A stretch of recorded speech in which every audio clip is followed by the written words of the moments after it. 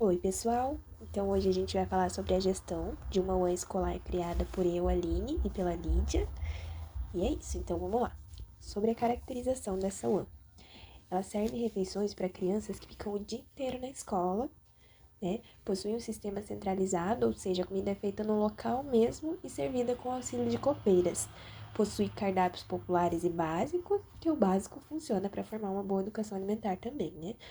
É caracterizado como de porte médio, porque ao total do dia serve uma média de 2.400 refeições, adicionando já aqueles 20% dos cálculos. Então, é aproximadamente 800 alunos no lanche da manhã, 800 no almoço e 800 no lanche da tarde. Funciona de segunda a sexta, padrãozinho da escola, né? E agora eu vou falar um pouquinho sobre o horário das refeições. O lanche da manhã é realizado no meio da manhã, ali das 9h30 às 9h50, 20 minutinhos. O almoço tem 1 hora de almoço, do meio-dia 15 até 1h15. O lanche da tarde, das 3h30 até as 3h50, 20 minutinhos também. Pode passar o slide. Agora, a equipe de funcionários é composta ao total por 54, sendo 46 da área produtiva e 8 da área administrativa. Em relação à jornada de trabalho, como eu falei, é o padrão da escola, de segunda a sexta, das 8 às 17h48, o horário dos funcionários, né? As folgas ocorrem sempre ao final de semana e as férias conforme o calendário escolar letivo. Normalmente 15 dias em julho e daí pega ali dezembro, janeiro, né? A nossa escala de trabalho, ela foi definida em 3 horários de almoço diferentes, para que a produção não pare e os fluxos de clientes da produção não sejam interrompidos e nem prejudicados. Então, tem o horário de almoço das 11 ao meio-dia, das 11h30 ao meio-dia e meio e da 1h30 até as 2h30. De forma geral, os últimos a almoçarem são o pessoal da cozinha e do pré-preparo, enquanto os primeiros são o estoquista, o pessoal da limpeza e os copeiros. Os copeiros, eles auxiliam diretamente no servimento das refeições, então eles têm que estar presentes ali no período que os alunos estão ali se servindo, né? Sobre os cargos da área de produção. Nós colocamos chefe de cozinha, que é aquele que normalmente é formado em gastronomia, vai editar como deve ser preparada a cada refeição, né? Tem o cozinheiro-chefe, que são coisas diferentes, porque o cozinheiro-chefe, ele vai orientar e verificar se as instruções dadas pelo chefe de cozinha estão sendo executadas, estão sendo cumpridas, se tem algum erro. E aí existem também o cozinheiro e o auxiliar de cozinha. Ambos estão envolvidos de uma forma mais direta na preparação, cuidando das panelas, dos equipamentos ali, mexendo sempre que preciso. Porém, um é subordinado ao outro. No caso, o auxiliar de cozinha é subordinado ao cozinheiro, porque ele tem menos experiência, né? Também temos o auxiliar de preparo. Esses são fundamentais para a higienização primária dos alimentos, porque antes de mandar lá para a cocção, eles estão ali fazendo tudo que é preciso para o alimento estar da forma correta para ser preparado, cozido e consumido ao final de tudo. Já o copeiro, ele faz o servimento das refeições, lá perto do buffet. Então, aí também temos os auxiliares de serviços gerais, como o próprio nome diz, né? Ele ajuda ali no que a lote vai precisando. Temos o estoquista, que é um superior do auxiliar de estoque. Ele ajuda ali no controle de estoque, recebimento de compras, pode também fazer a compra por meio de ordens de compras, né? Ajuda na manutenção. E daí tem o auxiliar de estoque, né? Que vai ajudar na manutenção do estoque, passar os alimentos do estoque para o depósito diário e assim por diante. E aí também temos os serventes, responsáveis pela limpeza da UAN, que é fundamental, principalmente ali na área do salão, né? Eles estão sempre por ali realizando a limpeza conforme entra e sai aluno. Já o técnico de nutrição, ele auxilia o nutricionista e principalmente em relação à execução das boas práticas pela equipe de produção, né?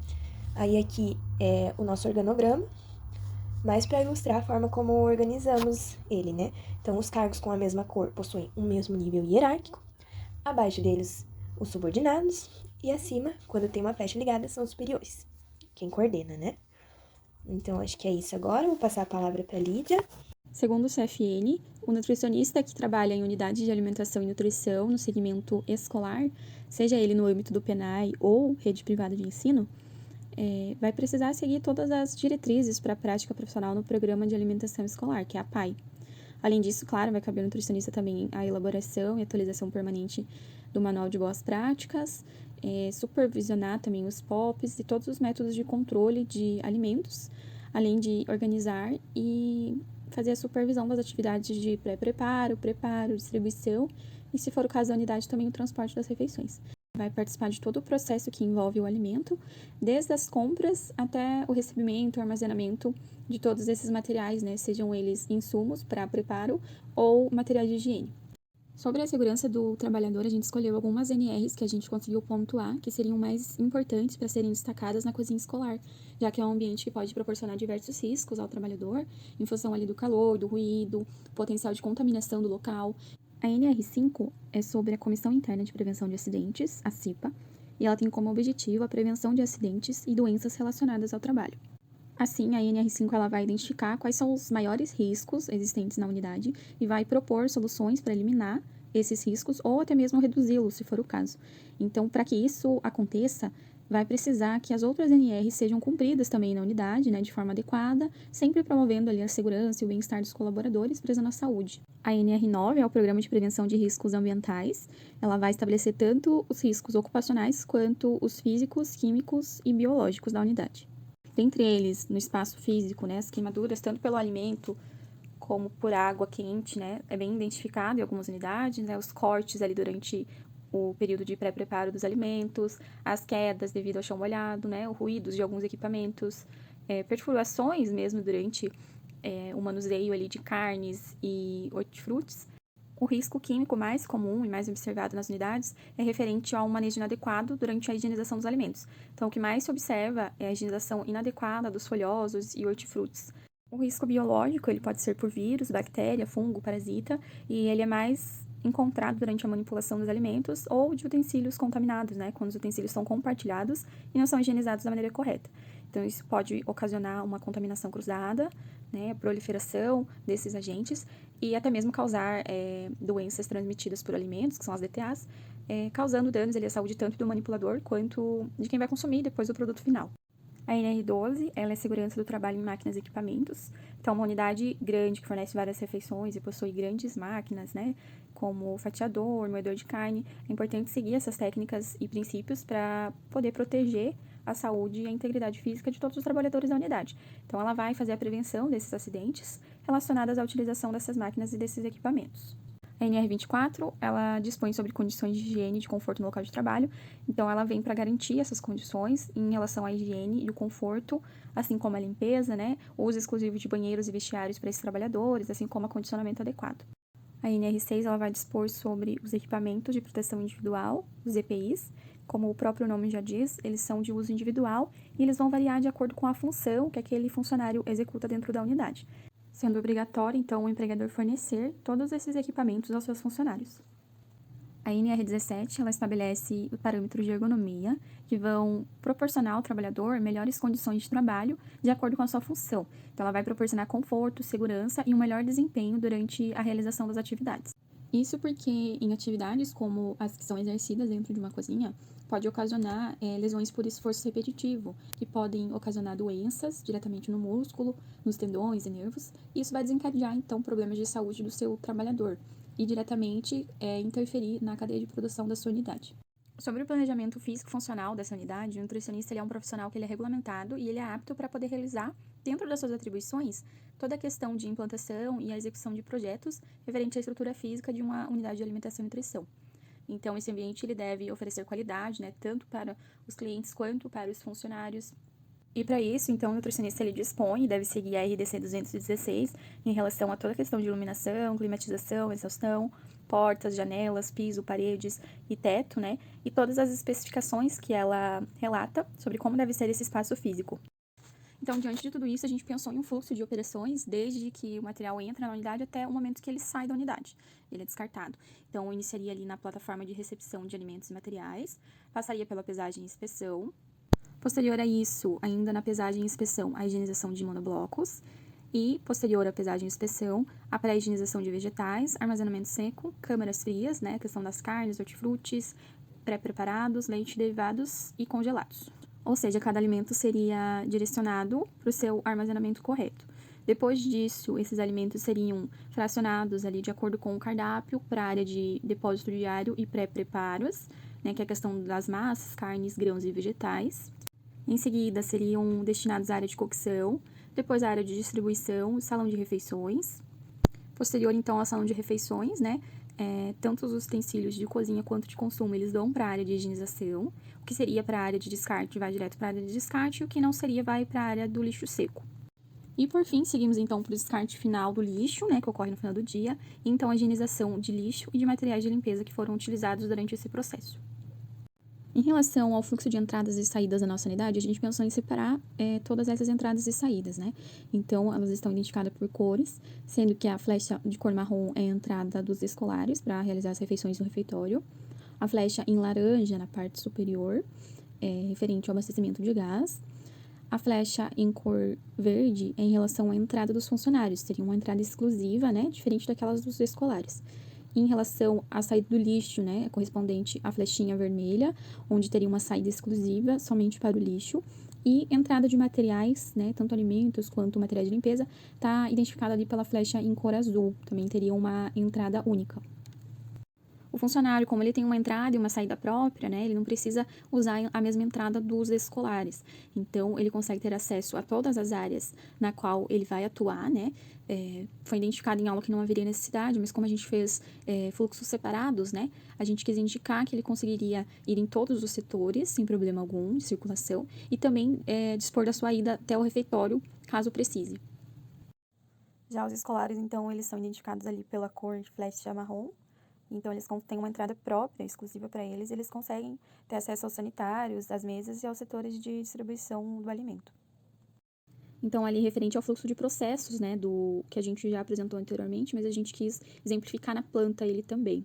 Então, o fluxo de processo está identificado por cores. Então, na cor verde, ele é o fluxo de entrada dos materiais na unidade. Então, ele entra ali pela plataforma de recepção, vai para a área de pesagem e inspeção, pode ir para a área de higienização de monoblocos.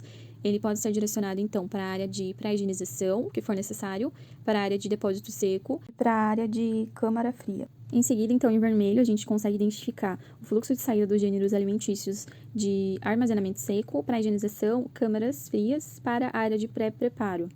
Em seguida, então, a gente tem o fluxo em amarelo, que é o fluxo de saída da área de pré-higienização, armazenamento seco, depósito diário, pré-preparo, diretamente para a área de cocção. Identificado pela cor roxa, então, a gente tem o fluxo de saída da área de pré-preparo e cocção, diretamente para a área de distribuição e para o salão de refeições. Em azul, então, a gente consegue identificar o fluxo de saída tanto de resíduos quanto de utensílios do salão de refeições, diretamente para as áreas de pré-higienização, descarte e lixo seco. Esse fluxo de resíduo, então, ele é só referente ao que é produzido ali durante as refeições. Esse, então, é o fluxo geral de resíduos. Ele ocorre quando as refeições elas já não são mais servidas e não existe mais nenhum tipo de preparo, pré-preparo, cocção ou higienização de nenhum tipo de alimento na unidade. Então, o funcionário ele consegue percorrer todas as unidades, fazer todo o recolhimento desses lixos de todas as áreas e depois sair por aquela saída exclusiva do lixo. Então, não teria nenhum problema em cruzamento de fluxo durante o horário de serviço. A planta baixa a gente montou, então, para a nossa unidade, ela está diretamente relacionada aos cálculos que a gente fez em relação ao número de refeições que seriam servidas na unidade. E estruturamos os setores de acordo com o que ficaria mais fácil para o fluxo de funcionários, né? Para a questão das atividades. Então, algumas áreas a gente teve que realocar, pensar em toda essa questão do fluxo e ficou, então, dessa forma. Nós numeramos as áreas para ter uma melhor visualização. Então, as áreas elas estão divididas do número 1 ao número 31. A gente começa ali pela área número 1, que é o salão de refeições, 2, sanitário feminino, 3, sanitário masculino, 4, a área de distribuição e finalização dos pratos, 5, a área do gás, que é a área de abastecimento, 6, a área de preparo e cocção, 7 é o depósito diário, 8 é o armazenamento seco, 9 é o pré-preparo de vegetais, 10 é o pré-preparo de massas, 11, pré-preparo de grãos, 12, pré-preparo de carnes, 13, câmara fria de hortifrutis, aí seguimos pela de pré-preparados, a de congelados, a de leite e derivados e a câmara fria de carnes, número 17. Número 18, a gente identificou por antecâmaras, 19, vestiário masculino dos funcionários, 20, vestiário feminino. Logo abaixo, a área 21 é a área do lixo seco, 22, a área de higienização dos monoblocos, área 23 é a área de higienização do lixo, que a gente não viu em aula, mas a gente quis colocar para ficar melhor na nossa unidade. 24, plataforma e recepção de materiais. 25, pesagem e inspeção. 26, seria a sala do administrativo da unidade, que seria também algo opcional, né, por ser dentro da unidade. 27, sala dos nutricionistas e técnicos em nutrição. 28, área da limpeza. 29, área de descarte geral de resíduos. 30, área de pré-higienização de vegetais. E 31, a área de higienização de utensílios de cozinha e de consumo. Nessa imagem, a gente preferiu identificar todos os setores da unidade com a sua referente metragem, que está disposta lá no material teórico, né? Mas então a nossa área ela ficaria com cerca ali de 1.088 metros quadrados. Obviamente, foi referente às nossas contas, mas esses espaços eles poderiam ser redimensionados e dimensionados de uma outra forma, né? Que melhorasse o fluxo tanto para os clientes quanto para os funcionários também, né? Além disso, na planta a gente não indicou onde seriam as janelas, né? São de uso obrigatório e seriam de acordo com a legislação e as normas de metragem para esse tipo de estabelecimento, mas a gente não fez as indicações nas plantas, né? A gente fez realmente somente a questão das portas, né? Do fluxo de entrada e saída, a gente focou um pouco mais nisso, né? Apesar de a gente saber que haveria necessidade de estar ali na planta. E por fim, então, a gente dispôs dessa imagem, né, que é uma imagem em branco, sem nenhuma indicação de fluxo, nem de metragem, nem de nome de setor, para poder a visualização ser um pouco mais clara dos ambientes e da forma que a gente preferiu estruturar para ficar um pouco mais adequada. Então, a planta ela no formato de L, né, e a gente tentou priorizar a comunicação entre os espaços para facilitar mesmo o deslocamento. Então agora eu vou falar um pouquinho sobre os principais equipamentos da UAN que foram escolhidos para otimizar o fluxo, mas principalmente o tempo, né? Então vamos lá. Na área de cocção, a gente tem a coifa para sugar a fumaça, porque é uma área que faz bastante fumaça. A chapa para ter um diferencial de preparo, para não fazer só aquela coisa cozida, né? Os caldeirões de arroz e feijão, o famoso panelão e o fogão de 6 bocas, que é um fogão padrão para cozinha industrial mesmo. Já na área de pré-preparo, a gente tem mesa em todas elas, pia também, o cilindro industrial na área de pré-preparo de massas, o descascador de tubérculos na área de pré-preparo de hortifrutis, a dosadora ela serve para pesagem de alimentos, mas aqui nesse caso a gente escolheu deixar ela na área de pré-preparo de grãos, porque quando a gente faz aqueles cálculos de fator de cocção, índice de cocção, ele acaba que facilita para não haver desperdícios, né? Então, acho que é uma boa opção para a área de pré-preparo de grãos. Tem o lavatório também.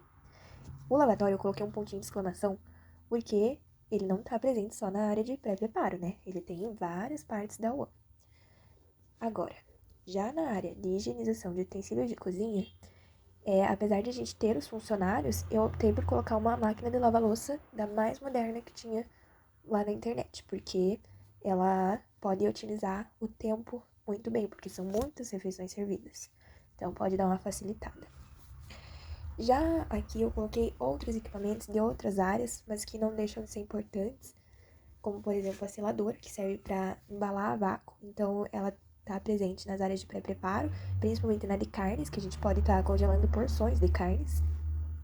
Tem o forno combinado para a área de distribuição, né? O liquidificador industrial, que bate uma quantidade de alimentos muito maior do que o convencional que a gente tem em casa. Uma máquina de suco com finalidade de incentivar o consumo de sucos de frutas, né, pelas crianças, ou melhor, direto da fruta. Estantes, que tem no estoque e no depósito diário. E o famoso bandejão. E como a gente pode ver, boa parte desses equipamentos seguem aquela norma de ser de inox por causa da fácil limpeza e etc. Então é isso. Espero que gostem e tchau.